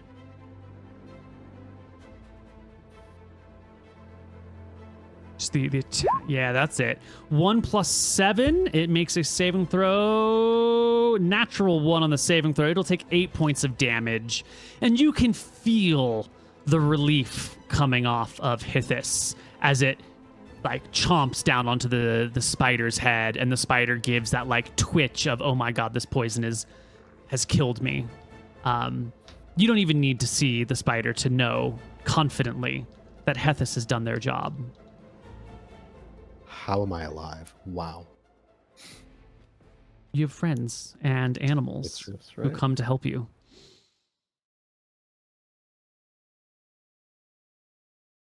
That's it. No more spiders pop out of the darkness. You guys can climb up, undo the trapdoor, bring your dear beloved friend out alive, and I think wait the D4 hours for them to recover 1 point of HP unless you have some means of magical healing. Yeah, I would cure wounds this guy. Now, that sounds great. Before you do it, I just want to give you a very gentle reminder of how often your spells refresh. Right. So on a short rest, which is a good night's sleep, you get all the things that come back on a short rest, which for clerics are not spells. You need a long rest, like essentially a week of downtime, and then you regain all of your magic. You've burned one healing spell on the old man. You have one more spell slot. If you use it here, you're out of spells until you can get like a proper week of downtime. If you leave him to recover, he'll regain 1 HP in 1d4 hours. Oh, damn, and I used one of my spells to fucking check if the guy was bonded earlier. You did. It was a good use. It's an important question to answer. It's true. And if we camp out and we're able to get a good night's sleep, aka a short rest, I can roll a hit die to recover some amount of HP. Absolutely. Yeah. So with a day of rest, he'll be back up pretty decently. How many spell slots do I have? 2 at first level. Okay, so I got one right now. Yeah, I'm definitely saving that. Okay. An hour passes. KTZ wakes up. Alive. Well. Alabaster's fully in his element now. You know, taking care of the wounded, doing battle, and then making sure they're okay. Great. How are you feeling, my friend? He sort of You must be blessed you made it out. blearily wakes up.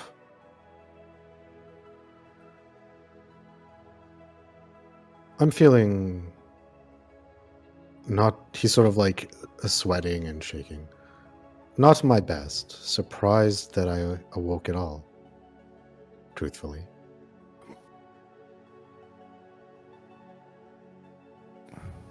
Sort of looks around immediately to make sure Mithra probably feels Mithra almost instantly as he wakes up. Probably like before even he is like aware of your words, and just sort of reaches up and strokes Mithra along the beak and says, "Sort of, don't worry, you haven't lost me as well, not yet at least."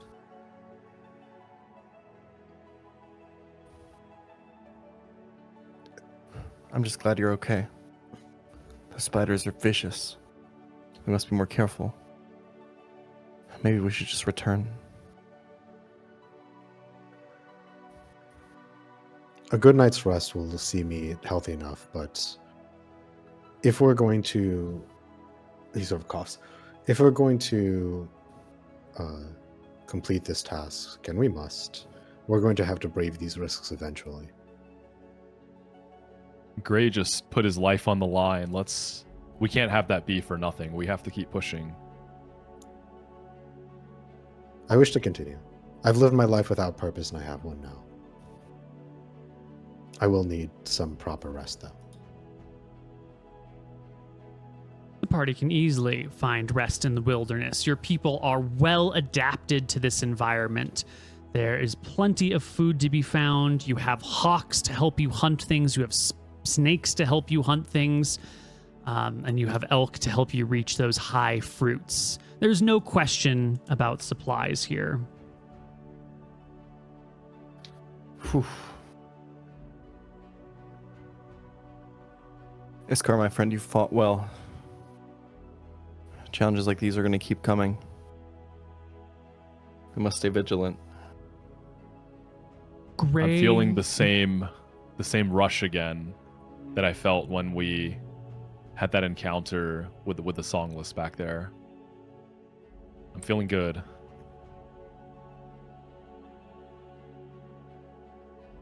If we do make camp for the evening, I imagine at some point Gray will sort of say, as I'm laying here and thinking, I see a few general paths before us.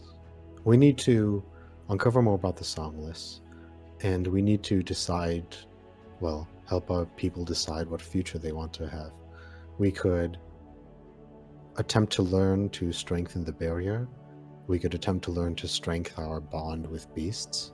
But in either case, we need to defend ourselves. I think we need to understand the songless better, but also grow stronger. Even if not all of our people wish to, he sort of looks between them. He says, I realize something now, that there is a divide between our people. Some of them wish to live with the old ways, and that is a good thing to be admired. Some of them wish to fight. It is possible to do both.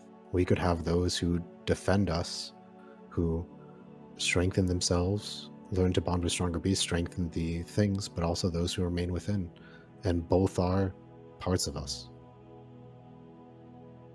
I think we need to learn more about the Songless, learn more about the barrier to see if there's a way to strengthen it, and also learn how us as Toman as a people can become stronger so that those who wish to defend our lands can do so, and those who wish to remain can remain.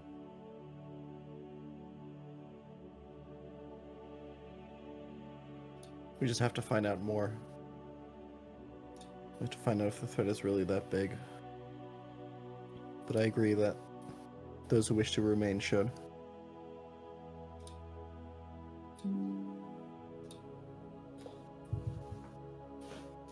Okay, now, as we rest here. No, we're not quite at the end of our session. All right, we can do it later. We got about half an hour until someone's got to bounce, I recall. Is that about right? Mm-hmm. Yep. Perfect. 20 minutes. Great. We can get a little farther today then. We rest overnight. Our resting rules are, we're going to just talk about them just a smidge because they're different than normal. They're not that different, but they're important. So a good night's sleep is the equivalent of a short rest. So you can spend your hit dice and you recover 1 hit die every time you have a good night's sleep. You only have 1 hit die right now, so it doesn't really matter. When you need to heal naturally, every night you can expend as many hit dice as you have. You can have up to whatever your level is in hit dice. And then you roll that number and add your con mod. So when Grey of Morning Mist rolls a hit die, they will be rolling, what are you rolling? D8 here? minus 2. D8 minus 2? Yeah, most of us have negative cons. Yeah, I forgot. Wow, that's brutal. All right, give us a D8 minus 2. You can't roll a -1. It's not allowed. We will I think cap it's your minimum 1. minimum 1. Absolutely. You gain 1 hit point. Minor It's problem. so funny HP rolling a otherwise, dice right? and seeing a -1 though. Yeah. You may also I get a good night's sleep and I actually lose HP. You also recover 1 level of exhaustion, but that's okay. You don't have any exhaustion. You haven't done anything exhausting yet. And all your other abilities recharge. Great. Splendid. We don't have to worry about any all-nighters or negative rests. Everything is hunky-dory, and we continue on. The next couple days are going to have some other encounters. I've already rolled them. And I think that they're not going to be terribly horrifying. Like when you pass a pool, a large pool of water, because there's like all sorts of little creeks that wind through here, and sometimes they create large ponds. When I say large pool of water, I mean like 150 feet across, but it probably doesn't look that deep. And there's little cattails sticking up out of it, the plant, not the animal. It's a quiet little pond in the middle of the woods, and you notice there's like a giant toad hanging out at the end. I'm sorry, a giant frog hanging out the edge of the pool, but it's not bothering you. I imagine you're not trying to hunt down and attack giant frogs all of a sudden, right? Absolutely not. Generally slow, generally peaceful creatures. Sometimes they get aggressive for one reason or the other, especially during breeding season. So you can bypass the giant frogs without any problem. And the gorillas that you come across. It's a whole little troop of them. It's 6 gorillas. But again, gorillas aren't necessarily aggressive creatures. You can often spot a group of gorillas, and if you don't want to interact with them, you can just sort of go your own way. So if you see a troop of 6 gorillas and you're not looking to fight them or try to commune with them or get information, they can just be things that you see on your tour. And so one more day will pass before we get to where you need to go. Grave Morning Mist, give me another hit die, please. Another 1. Excellent. You're doing great, buddy. Insane. Love to see it. And on this day, not that you guys keep calendars, but for the wiki people who do, April 21st, you make it back up the mountain, back to this old destroyed anchor. There's a path here that's marked. Crawl up the mountain. Now, before you get there, we talked earlier about traveling. You optimized for like speed and safety. This was the safe path. As you're approaching this supposedly ruined by songless magical anchor, what's your expectations? What are your hopes? What are your dreams? Are you expecting this to be like a fortified songless camp? Or are you expecting this to just be like something that sits out here completely abandoned? Are you worried about approaching it? Are you eager? How do we feel? Alabaster is terrified of it being ruined, taken over by songless. Pretty much his entire hopes for really his entire value system are banking on this thing being glorious and perfect and nice. So he's kind of it can't be, if I don't think about it, it can't be true. Like he's manifesting it. Like he doesn't even want to think about the implications of it being like completely taken over and run down. So he's like so sure that it's going to be super fine. He's like excited to see it in all its glory, you know. He's like, yeah. What about you, KTZ? Gray is he's in the position where he's like he's ready to he's equally expecting completely ruined and nothing else there, and also to find literally like a songless camp there. Like maybe they understand something about them, who knows, right there. But he's prepared for every range of possibility here. And Moxi, what are the vibes you're putting out? Iskar is it's mixed emotions. He's feeling hopeful that we're gonna get some answers, that this anchor might have some sort of answer to like the history behind the perception barrier. Because I think Iskar, each day is growing more and more or less and less hopeful that this anchor is gonna hold. He has this feeling that kind of, there's impending doom, that like all hell is gonna break loose, just kind of a bad feeling. So he's hoping that maybe this is gonna give us the answer, some kind of key, something like that. But it's mixed emotions. I think he feels kind of bad for Alabaster because he has a bad feeling that Alabaster's not going to like what we end up seeing. I think he feels a little sorry for him. Yeah. Well, before you even get to the anchor, you come across a cut trail that leads up the mountain. Not like your trails that are marked with, cute angles on branches with, little tiny game trail to show you where to walk. This is hacked and slashed and burned ground, upheaved with steps carved into it, trees that have been felled and hewn to form like solid blocks to stabilize the earth in a path that is like 6 or 8 feet wide, like longer than you are tall. The ground has been leveled and smoothed and hard packed. And this crass, path of destruction up the mountain must lead to the anchor.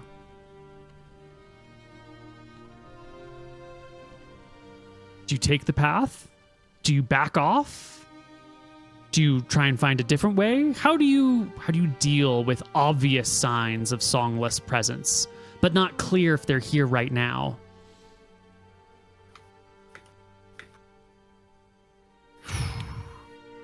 Well, we're definitely not going to. Grace Caesar says, "Well, we're definitely not going to walk on the path."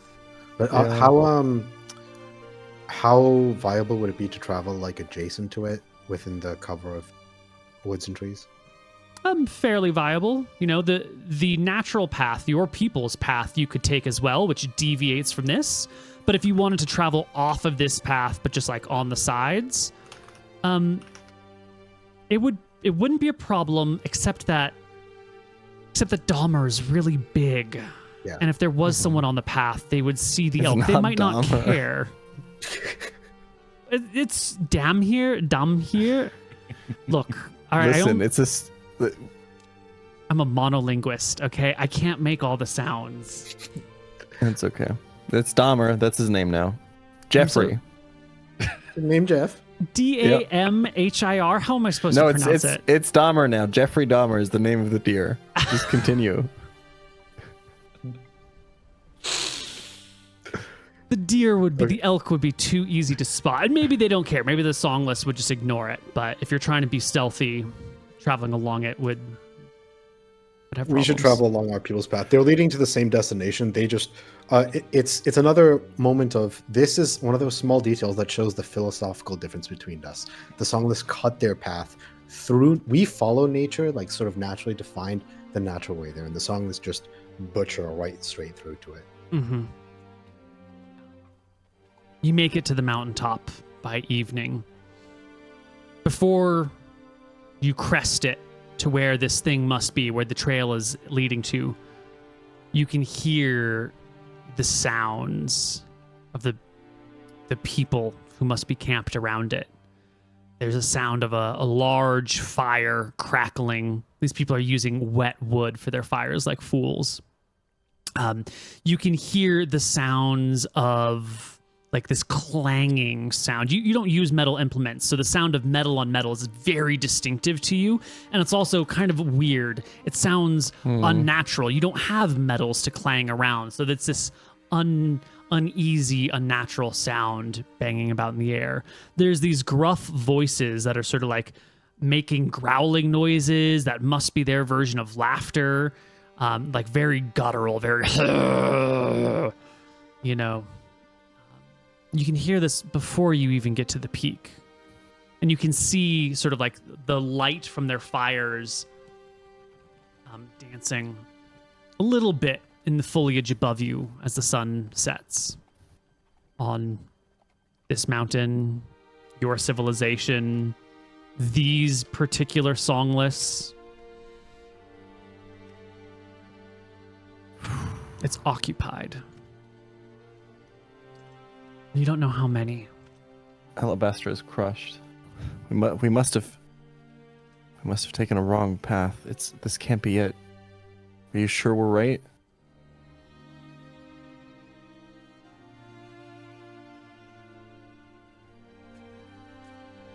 Gray Right, doesn't we even must have bother taken a correcting wrong him turn. because he thinks Alabaster knows how untrue that statement is. Iskar, come on, you can't be believing this is... I think Iskar kind of looks at Gray. I think Iskar and Gray both know that this is the right path, and Iskar puts his hand on Alabaster's shoulder and says, "Sorry, brother. I think this is where we were going. This is right." We're about right here, right, Koibu? Yeah, like right here-ish.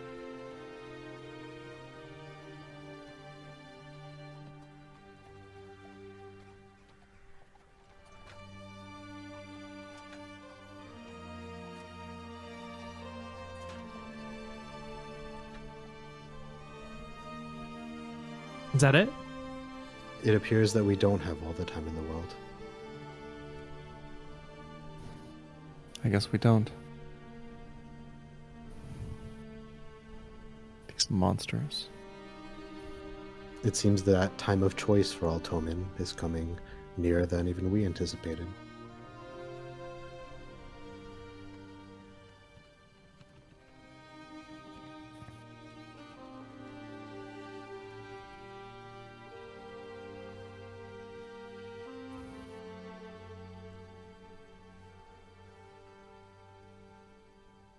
Well, perhaps we'll end our session here on the mountaintop with the enemy before us. Damn. And next time when we come back, we'll let you skedaddle back home in safety, or we'll let you scout it out and see what you want to do about it. But one of you's at 3 HP, and you've only got one spell left for the cleric. And you're about to get a whole bunch of experience, which will level you if you can get back and rest for a while. Maybe if they're already here, you should just go home, collect your thoughts, gather your experience, level up, get new spell slots and abilities, and come back. Calculating. We have 400 experience for the spiders, 200 experience for visiting the setting sun, 100 experience for RP. That's 700 total divided by 3 players is 233.3. Repeating, of course, XP per character, bringing us each to 433, I believe, which is 2nd level. Oh shit! But you can't realize your gains until you rest. Long rest or Long yeah. rest. Yeah, you got to go back to Oh, town fuck. and rest. yeah, okay. Our logical approach is likely to, depending on what we find next session, but our logical approach is going to be to return anyways. Because an entire camp of songless is not something we want Sure. to mess with. Do you just want to declare that you head back now and we can start next session back in town? What time is it when we're there? Right Sundown. now. Sundown. Yeah, the sun is setting, has set. You know, you're just getting that last bits of Alabaster golden is- glow. Alabaster is actually in prayer as this is happening too. This is a vulnerable time for him. What sort of view do we describe to me? What sort of view we have? Do we have a general idea of the size of the encampment? No, you're below the peak where it is. You're like still coming up the hill, and so you can just sort of see the trees and plants and rocks around you, and hear the sounds of the camp from like up and over. Maybe the view of like smoke, probably over the treetops, maybe. Oh yeah, yep, and the light from the fire dancing on the trees around you, well above you. Yeah. Okay. Well, we'll leave it here. We'll come back next week with some more Dicelocke and some heavy decisions to make. Indeed.